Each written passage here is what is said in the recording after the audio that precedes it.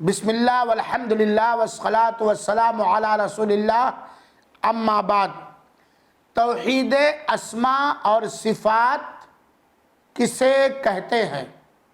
اس سوال کا جواب یہ ہے کہ اللہ تعالیٰ کے لیے ان سارے ناموں کو، ان ساری صفتوں کو ثابت کرنا اور ماننا جو اللہ تعالیٰ نے بیان کیا ہے یا اللہ کے رسول اکرم صلی اللہ علیہ وسلم نے بیان کیا ہے، یعنی اللہ کے اسماء اور صفات جو قرآن مجید میں وارد ہیں، احادیث صحیحہ میں وارد ہیں، جس طرح وارد ہیں ان کو اسی طرح ثابت کرنا، نہ ان میں تعویل کرنا، نہ ان کا انکار کرنا، نہ ان کی کیفیت بیان کرنا اور نہ ہی ان کی مثال بیان کرنا۔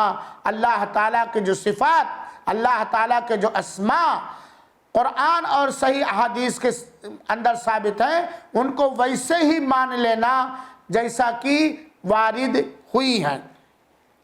اس کی دلیل سورہ نور کی آیت نمبر 11، اللہ تعالیٰ فرماتا ہے لَيْسَ كَمِثْلِهِ شَيْءٌ وَهُوَ السَّمِيعُ الْبَصِيرُ۔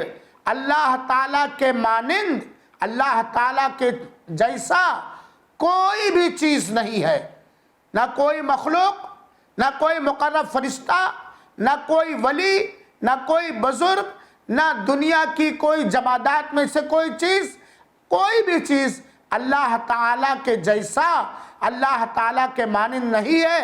اور اللہ تعالیٰ سننے والا اور اللہ تعالیٰ دیکھنے والا ہے۔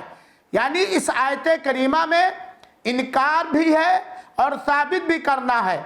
انکار یہ ہے کہ اللہ کے مثیل، اللہ کے مثل، اللہ کا نظیر، اللہ جیسا کسی بھی چیز میں، کسی بھی کام میں کوئی نہیں ہے۔ ساتھ ہی ساتھ اثبات یعنی ثابت کرنا ہے اللہ تعالیٰ کی صفت، اللہ تعالیٰ سننے والا ہے، اللہ تعالیٰ دیکھنے والا ہے، جیسا اس کے شایان شان ہے، جیسا اس کے لائق ہے، جیسا اسے زیب دیتا۔ ہم بھی سنتے ہیں، آپ بھی سنتے ہیں، لیکن ہمارا سننا محدود ہے اور ہمارا سننا اللہ تعالیٰ کے سننے جیسا نہیں ہے۔ اور اللہ کے رسول اکرم صلی اللہ علیہ وسلم نے فرمایا، متفق علیہ روایت ہے، ينزل ربنا تبارک و تعالی فی کل لیلۃ الی السماء الدنیا۔ اللہ تعالی ہر رات نچلے آسمان پہ اترتا ہے۔